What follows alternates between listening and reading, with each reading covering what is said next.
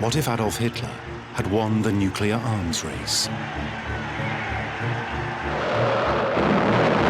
What if his V1s and V2s weren't carrying high explosive, but a deadlier cargo, a nuclear warhead?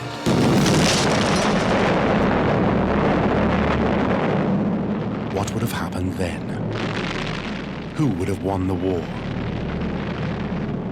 It was a scenario that terrified the Allies. So eyes turned to SOE, the Special Operations Executive, and a group of highly trained Norwegian agents. Their epic story of survival and determination in Norway's most unforgiving landscape became the stuff of legend. But behind them was a rich and powerful financier, Charles Hambro.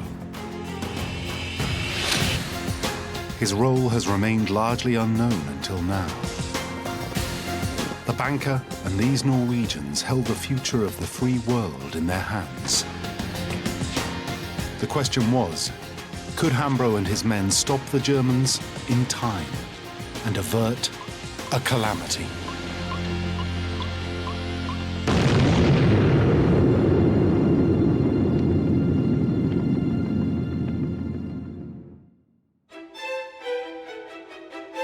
Charles Hambro didn't fit the stereotype of a shadowy spy master.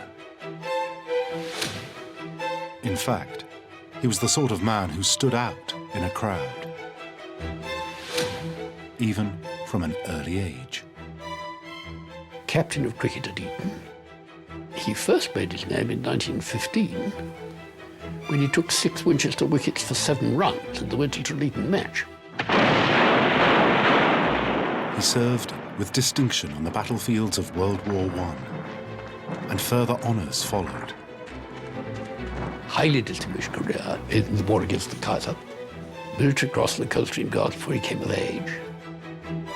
He was an outdoorsman, an excellent shot, and a lover of field sports. Hambro was physically impressive too, standing at over 6 feet tall. And he also had friends in high places. He was also incredibly wealthy. For Hambro owned the bank that bore his name. It meant that Charles Hambro was so rich, he refused to accept any salary for his wartime work, which began in 1940.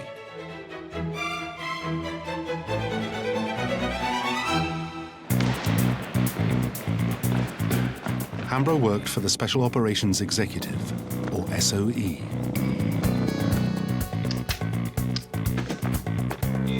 Its goal, in the words of British Prime Minister Winston Churchill, was to set Europe ablaze and strike back at the enemy using sabotage, propaganda, and subversion. It was set up in a tearing hurry in July 1940, when a great deal else was going on, early stages of the Battle of Britain, every probability of an imminent German invasion, everyone in a tearing hurry to get it fixed. Hambro was one of a number of civilians who was recruited into SOE and told to get on with it. This caused resentment with the regular armed forces. So these men became known as the SOE Irregulars.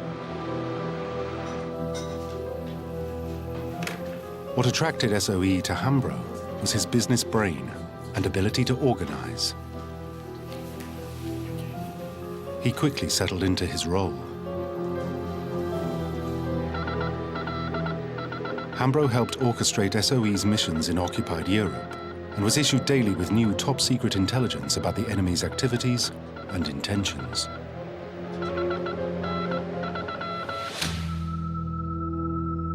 In November 1940, he became controller of SOE's Scandinavian section. It was a fitting posting. He had relatives in Norway who saw firsthand what Nazi occupation was like.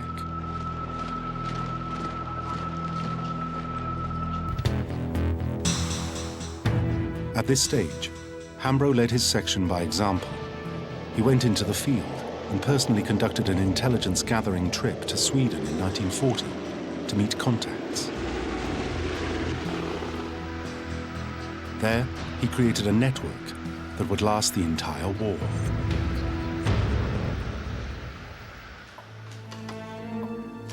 Next, Hambro devised an audacious plan. Hello, section. He came up with SOE's Operation Rubble. It involved running the German blockade of Norway and stealing precious resources from under the Germans' noses.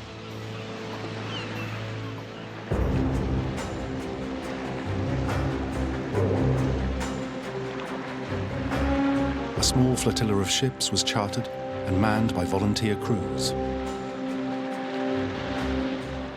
Their holds were stuffed with Norwegian iron ore and steel supplies. The 5 ships then used the cover of bad weather to break through the German blockade.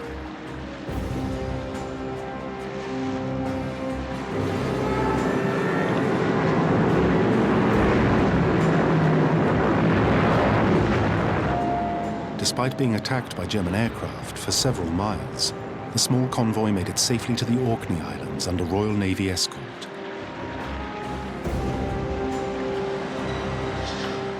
Thanks to this clandestine smuggling route, 25,000 tons of vital war supplies made it to British steel factories from Norway.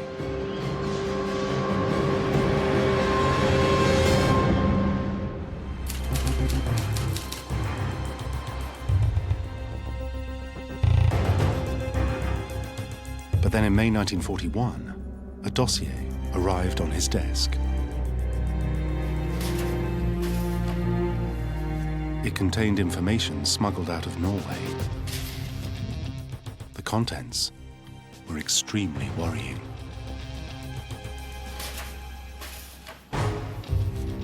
The documents Hambro received were emblazoned with 2 simple words: heavy water. It sent a shiver down his spine.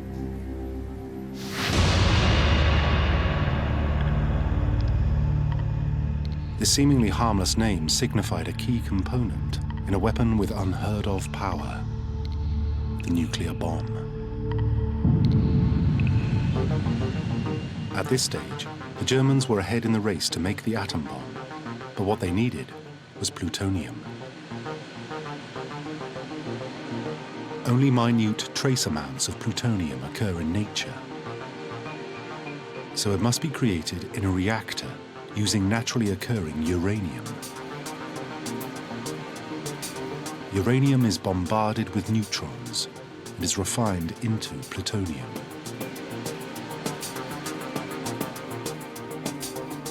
But in order to achieve this, the Germans needed to find a suitable breaking material that could control the speed of the whole process. Heavy water, deuterium oxide, was this crucial missing link in the process to manufacture a nuclear bomb. It allowed plutonium production to occur in a controlled and safe manner. But heavy water took a long time to refine and produce, as water had to be electrolyzed as part of the production process.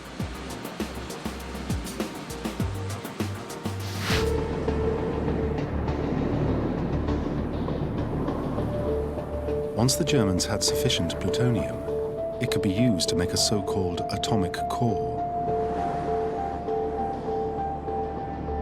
This material would be encased in a sphere of high explosive. On detonation, a focused implosion occurred, which created a chain reaction within the plutonium of such force that its atoms were split, releasing huge amounts of energy.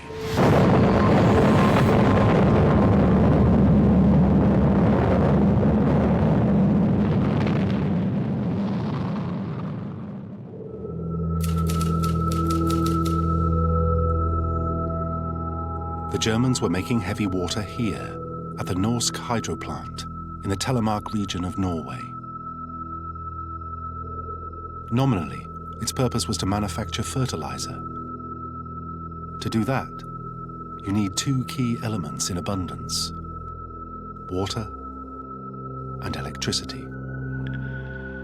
It just so happened that the byproduct was heavy water.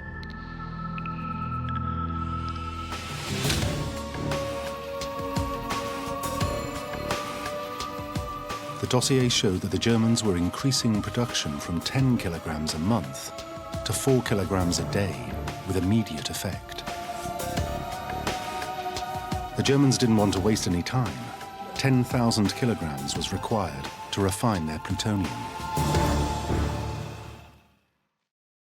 Discover the past with exclusive history documentaries and ad-free podcasts presented by world-renowned historians, all from History Hit. Watch them on your smart TV or on the go with your mobile device. Download the app now to explore everything, from the wonders of ancient Pompeii and the mystery of the princes in the tower to the life of Anne Boleyn and D-Day. Sign up via the link in the description.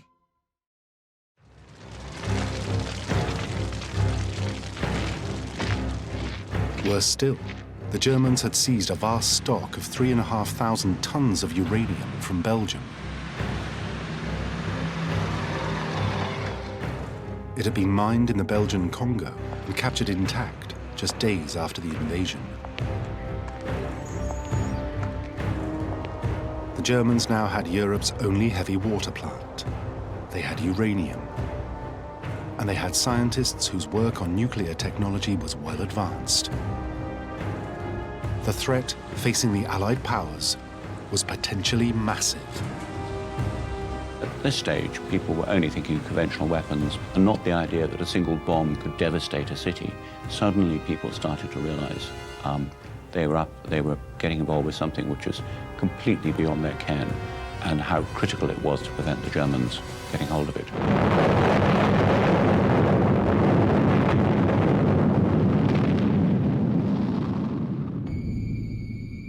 Hambro had to devise a plan, and fast. The problem was, Professor Leif Tronster, the man who had first warned SOE about the Germans' ambitions for heavy water, had fled Norway. He was now in Britain, serving in the Norwegian army in exile. So the first task was to find out more about what was going on at the plant.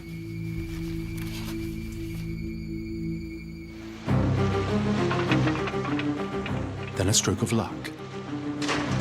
In March 1942, the steamer Galtusund was captured and sailed to Aberdeen by Norwegian resistance men.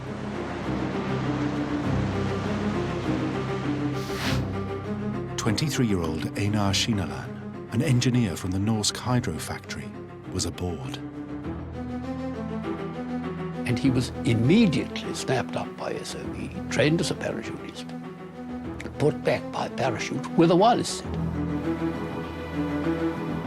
He was dropped back into Norway in late March 1942. Skineland now became Hambro's most important SOE man in the field. And soon he was smuggling out plans from the plant, hidden in toothpaste tubes.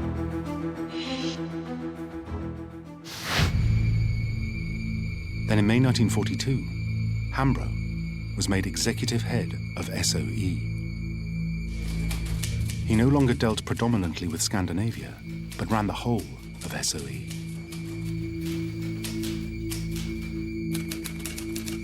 The heavy water problem remained the most important of the unit's mission slate. And Hambro took a personal interest. In the summer of 1942, the Allied High Command decided to act. Step one, they would take out the plant and the Germans' growing stock of heavy water. They concluded that a sabotage raid was the best way to stop production and a German nuclear bomb. Step two, Operation Lurgan was launched, named after a favorite Hambro hunting spot. This was the plan for a large raiding force to be infiltrated into Norway. However, it required a small reconnaissance force on the ground.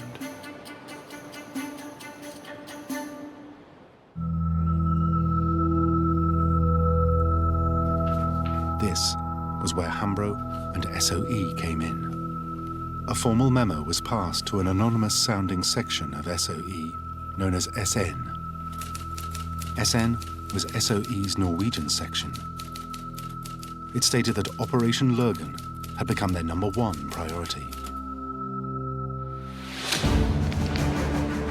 SN section could call upon a highly specialist unit.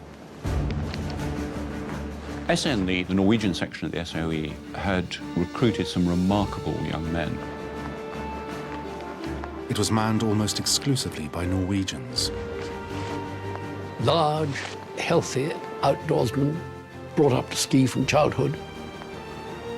The Norwegians have a great tradition of outdoor life, of skiing and survival skills. And what they had in their section were probably some of the finest examples of this. It included Company Linge, an elite unit from the Norwegian army in exile. You didn't get into the SOE if you're not up to speed, and you didn't get into Company Linge unless you were something special. So they were remarkable young men. Hambro knew these were men he could depend on. Thoroughly skilled with weapons also, and awkward men to meet on a dark night. Hambro's intelligence source, Professor Leif Tronstad, had become a major supervising the trusted outfit.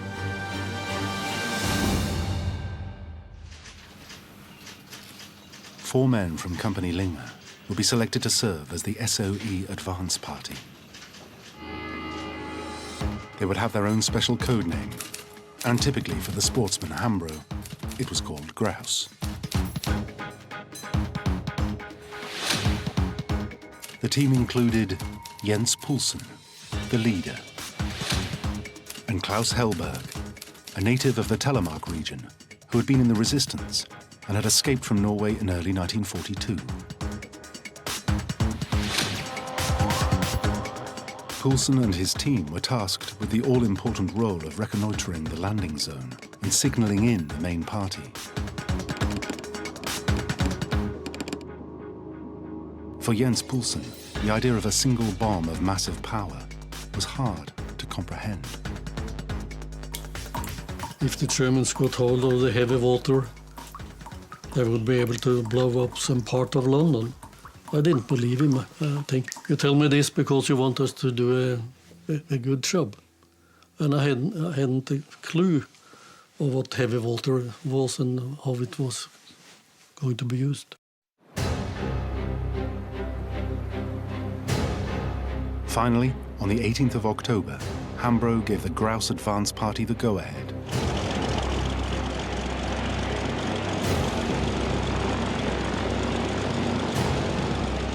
After months of parachute rehearsals, they were ready to be dropped in and reconnoiter the terrain for the main assault force.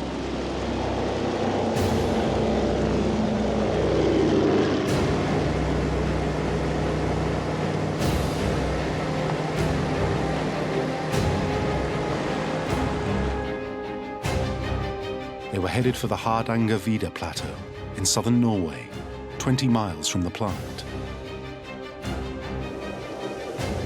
It was one of the most inhospitable and extreme environments in the world.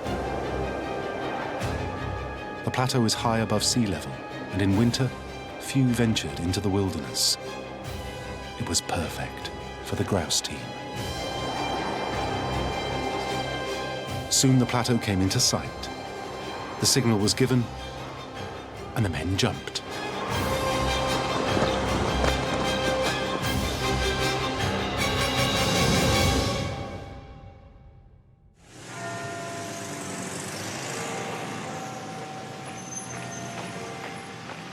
In London, Hambro desperately awaited news of their safe arrival. He would wait over 20 days.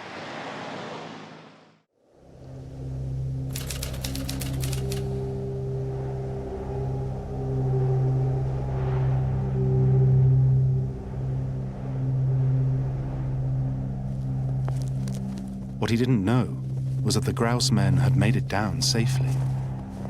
But they couldn't radio in straight away. They had nearly half a ton of stores to unpack, ferry, and hide away from prying eyes. Initially, the team took a week simply to gather all their equipment in the snowy wilderness and to recover from the drop.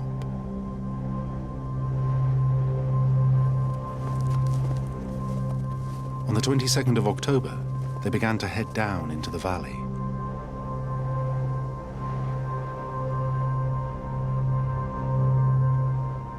And on the 6th of November, they reached their base at Grouse.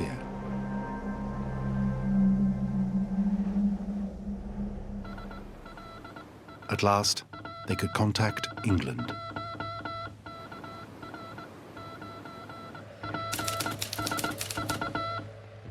On the 10th of November 1942, Hambro finally received word from his men. Happy landing in spite of stones everywhere. Snowstorms and fog forced us to go down valley. Operation can still be done with success.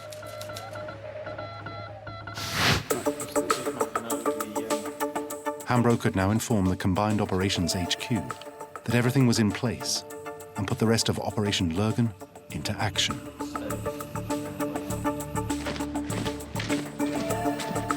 It involved a raiding force of 34 men from Combined Operations. Combined Operations were conventional soldiers. These were commandos being landed by sea. They were naval personnel, obviously, taken across the Channel or across to Norway, and Royal Air Force personnel providing the aircraft and the parachute training. So these were all soldiers, sailors, and airmen. The idea was to fly them in by glider, but it was very high risk. The use of gliders on such a mission was relatively new. The gliders needed a larger aircraft as a tug and required huge skill from the pilots to land. They could carry only a strict payload of men and stores and were dependent on finding a suitable landing zone. The glider-borne troops were a new development at that stage in the war. The gliders themselves were made out of plywood, quite fragile. But of course, with the glider, once you put the controls forward and you're going down, there's no going back. You're committed. And moreover, even if everything goes according to plan, landing a troop-carrying glider is basically a controlled crash, and guys can get killed and injured, even under the most ideal conditions. On the 19th of November, the Grouse team heard a crackled message from London. The password, "girl," meant that the glider party was on its way. But the mission would not go according to plan. Delay after delay affected getting it ready. And in the end, 2 Halifaxes set off, each towing a glider. The gliders and their tugs took off on the night of the 19th of November.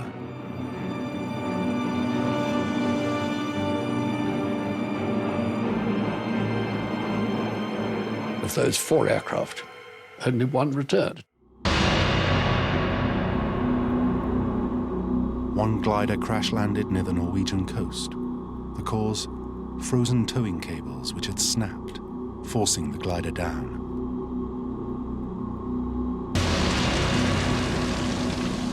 The other glider and tug crashed into a mountainside in Norway.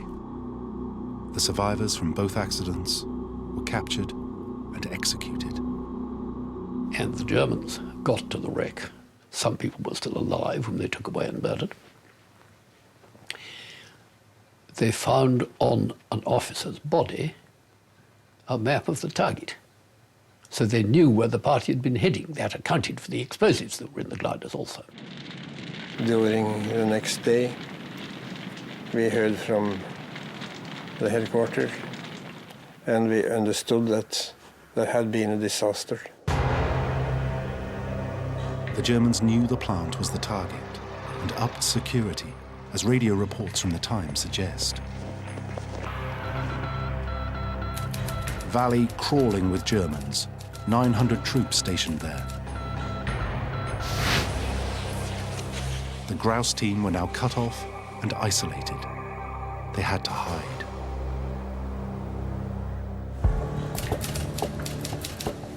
Back in London, Hambro was ordered to salvage the situation and was instructed to take personal charge of the whole operation. SOE had to try again. So he came up with Operation Gunnerside, this time named after his favourite Scottish hunting lodge. This was a plan to increase the meagre force on the ground and send more Norwegian SOE agents from Company Linge to join the others. The Gunnerside team was led by Joachim Roneberg. It included Knut Håkalai and 4 others. Again, they came from Hambro's best agents in SN section. And they soon formed a close-knit band. As Joachim Roneberg explains. You met with people you hadn't known before, and you felt that you had to work as a team. And you built friendships that, well, even today, they are very, very strong.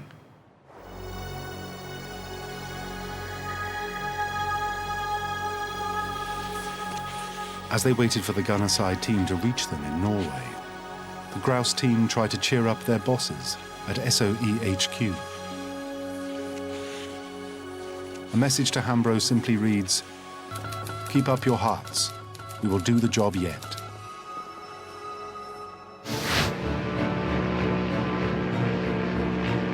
On the 16th of February 1943, Gunnerside finally went in. The goal, to meet up with Grouse and take down the plant. In London, Hambro followed every development. The men made it, but were dropped off target.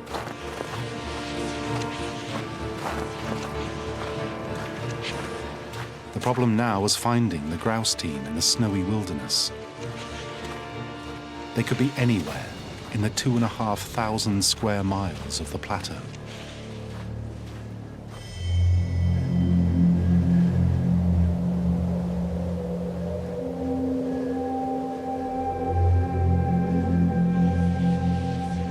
For both teams up on the plateau, times were hard, with limited rations and relentless exposure to the elements.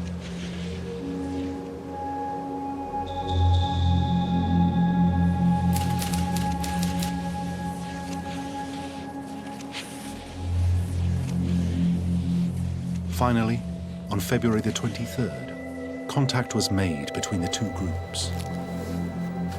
It was a very, very happy meeting. And of course, they were very happy to have a feeling that now things are going to happen. The two teams now had to plan the attack. The challenges facing them were immense. The Germans knew they were coming. The area around the plant itself was in lockdown. 300 men were on guard. Anti-aircraft guns and searchlights had been brought in. There were even 2 radio direction finding stations attempting to track down the SOE teams. But the Germans had missed something. The railway line that ran to the plant was unguarded. The Norwegians could attack from there.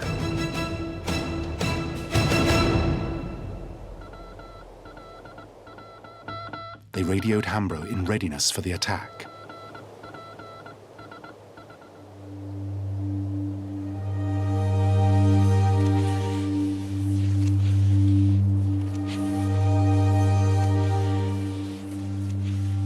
On the 25th of February 1943, they moved to a base camp and set out on the 27th of February to sabotage the plant.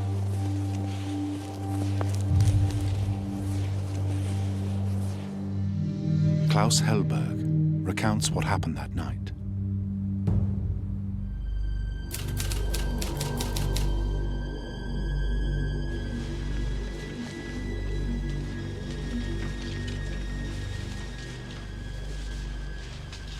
They started about 8 o'clock in the evening. It was dark. We crossed the gorge with weapons and demolitions.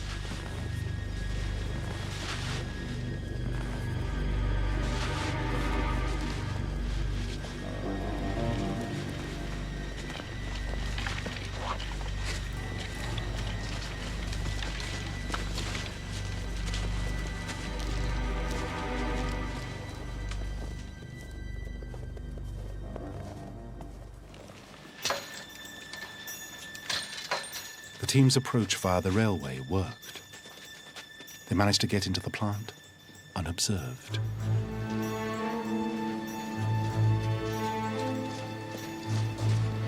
Everything was quiet except the sound from the factory.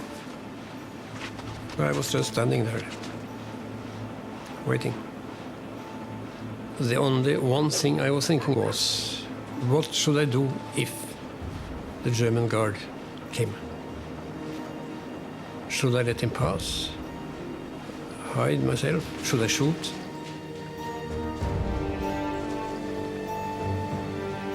As some of the party kept guard, 2 men, including the leader, Ronneberg, laid the demolition charges.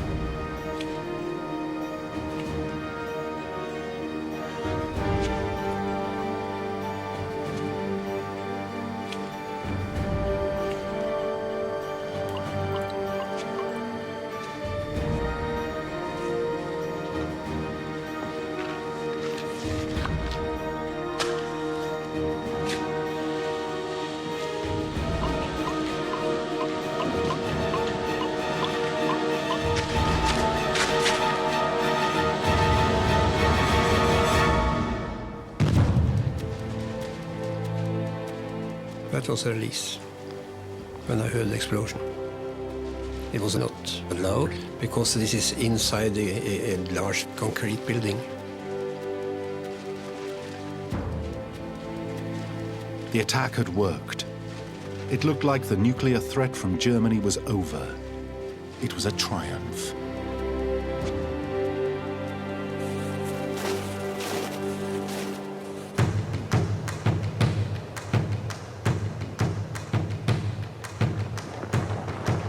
Now the saboteurs had to escape.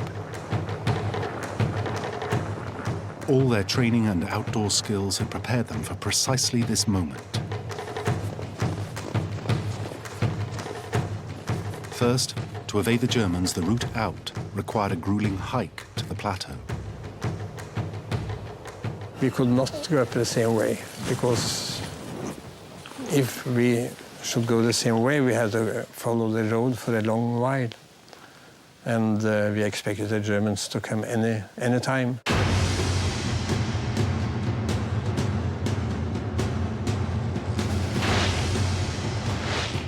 Once back on the plateau, the teams now set out for safety.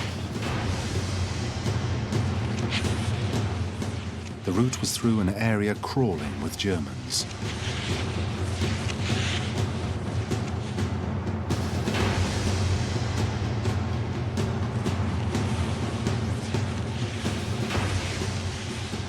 The teams trekked 400 miles on skis over 18 days, marking each stage with a small ceremony. We had 26 different maps. And every time on the trip, when we had finished using a map, we could hold it up and light it and see it burning. And it was great. One less.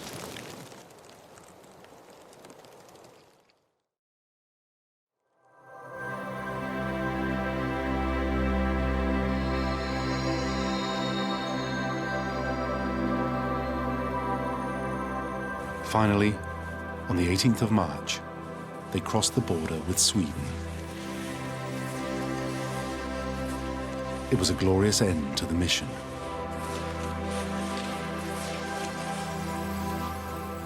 In London, Hambro seemed to have presided over a faultless SOE operation. It looked like his crowning achievement.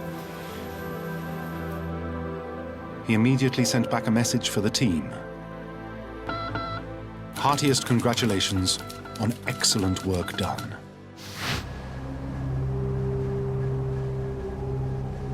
But not all the demolition party headed to Sweden. Knut Håkelai stayed behind. He remained Hambro's eyes and ears on the ground. Håkelai watched the German search parties from the safety of the plateau. His radio message described their frustration. They behaved like hooligans in the extreme. Everything usable in the huts was stolen, and 4 huts were destroyed. The Germans shot with automatic weapons at reindeer herds.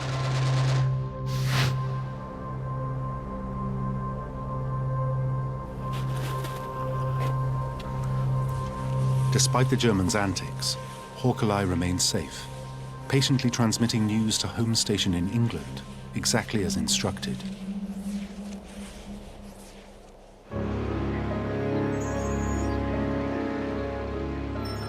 But soon, Håkelai was on the wires again, and this time, it was bad news. The messages made grim reading for Hambro.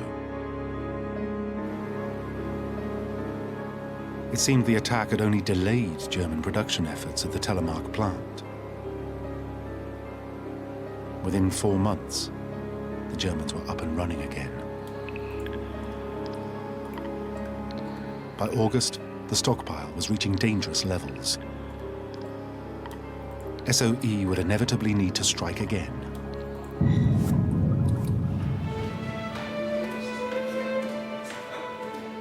Then came another blow for Hambro. He fell out with the minister in charge of SOE, Lord Selborne. He worked closely with Lord Selborne. They used to meet daily. And one meeting Hambro went to, with in his pocket a very awkward telegram that had just arrived from Yugoslavia, wondering whether to discuss it with Selborne. The other things quite important were going on, so he left it to talk about another day. Selborne was summoned that night by Churchill to a meeting of ministers at which this particular telegram was discussed, and sent for Hambro and said, "Why did you not tell me about this?" And Hambro had to confess he was frightfully sorry he'd had in his pocket. He didn't think, oh, it was quite right. And Prince Selborne remarked, "Charles, you'll have to go." Out he went. He resigned from SOE in September 1943, after 3 years of loyal service. But the heavy water problem still remained. Drip by drip, the German stockpile was increasing.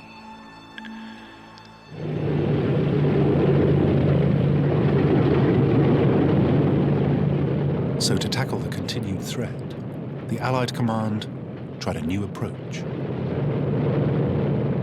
Where the SOE irregulars had failed, the massed ranks of the conventional forces were going to show them how to get the job done.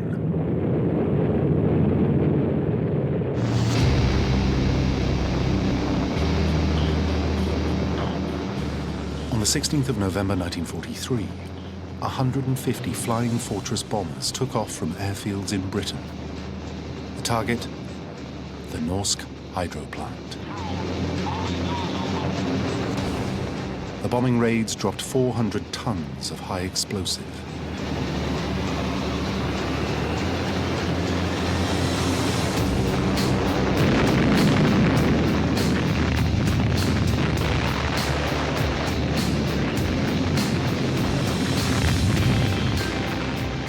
The small Norwegian town nearby was also hit.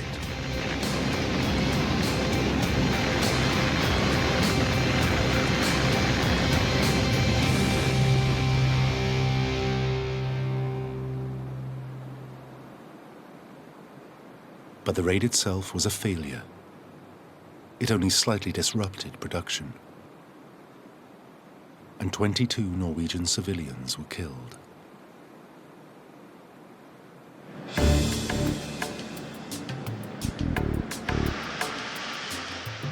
Then, news came to SOE in London that was really alarming. The Germans planned to ship all the industrial equipment and the remaining stocks of heavy water to Germany.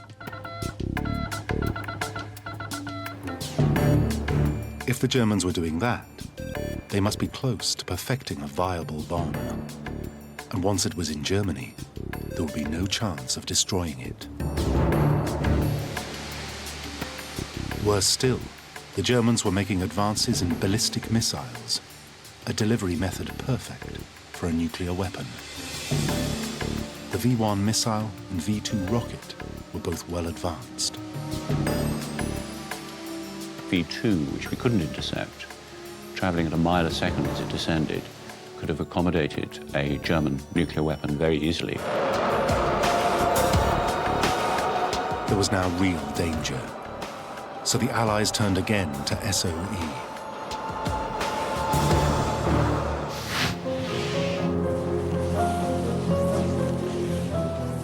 SOE knew exactly who to call: Knut Håkelai, the man Hambro had left in the field.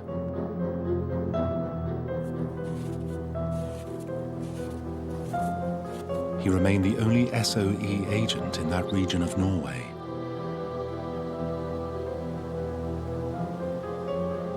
Håkelai quickly established that rail wagons would transport the drums of heavy water as cargo down the valley.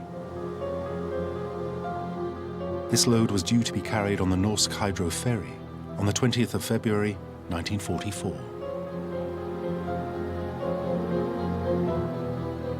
A large supply of heavy water left the factory on its way to Berlin to go by train, ferry, train, ferry, train, getting across a lake to start with in Norway, and then across the Sound, and then through Denmark to Berlin.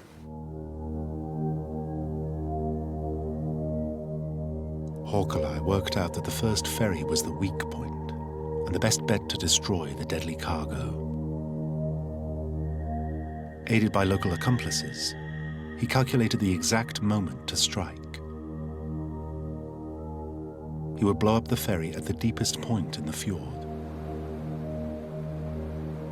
This would mean the barrels could never be salvaged by the Germans.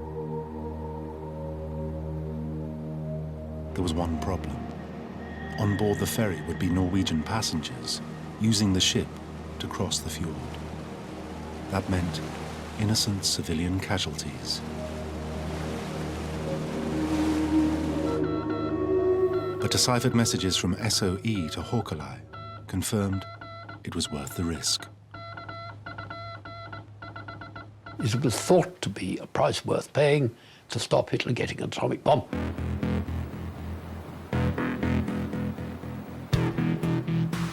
On the night of the 18th of February 1944, the Germans were guarding the rail wagons at a nearby siding. So Håkelai snuck aboard the ferry. Just before the ferry left across the lake, a chap got onto it in a brown coat with his mate, explaining there was some important last-minute adjustments to be made in the engine room, went down to the engine room, came out again, leaving his haversack behind him. In that haversack was an ingenious device. He'd improvised a charge using 2 alarm clocks. In this case, what you'd have is you'd have a battery, wires to the hands, and as they came round, at the set time they would make contact, send an electric pulse down the wire to the electric detonator and set off the charges. What he worked out was putting it in the bow of the ferry. If he made a hole in the bow, the ferry would keep moving forward, and this would push the water in, and it would sink.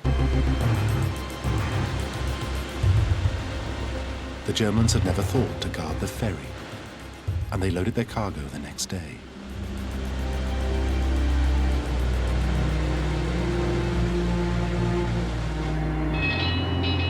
The ferry left just after 9:45.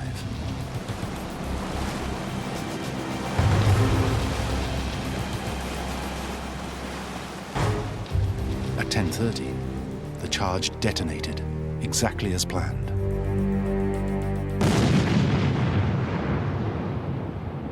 The ferry quickly sank and disappeared to the floor of the fjord.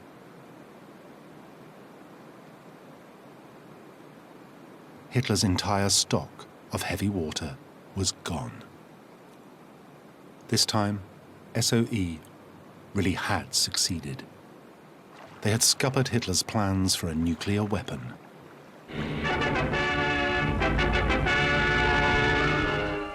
It is over.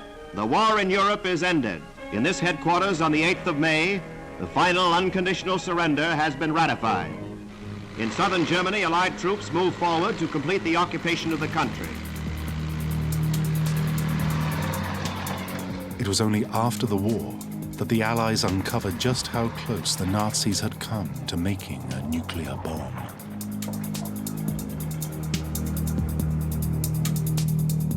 They discovered the Germans' plant in Bavaria, which had been made with the equipment salvaged from the Norsk hydro factory.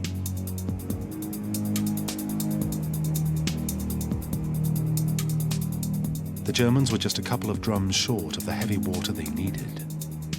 Had they been able to make just a little bit more, the war might have ended very differently.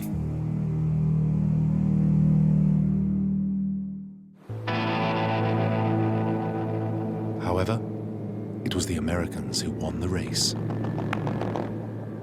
The Manhattan Project, the US plan to create a nuclear bomb, succeeded to devastating effect at Hiroshima and Nagasaki.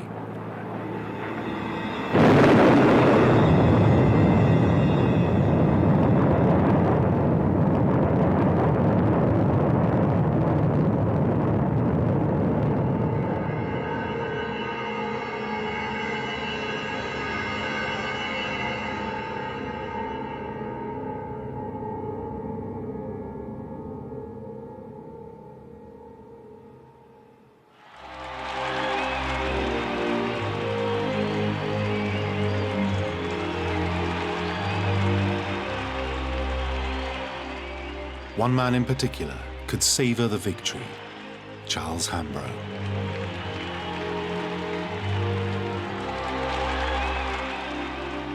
After being removed from his job at SOE, Hambro had continued to be involved with this nuclear arms race.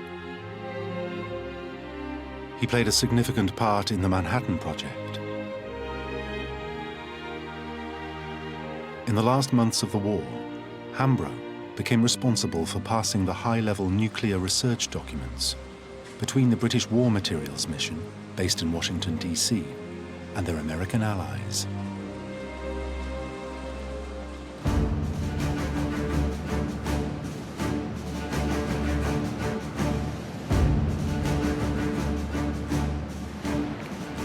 After the war, he eventually returned to civilian life and the world of business. But thanks to him and the Norwegian team of saboteurs, Hitler was prevented from realizing his nuclear ambitions. I can't help concluding that every way I look at the evidence, every way I held it, it was of cardinal importance. 9 men in SOE stopped Hitler getting an atomic bomb. And if SOE did nothing else, that would justify it in the eyes of history.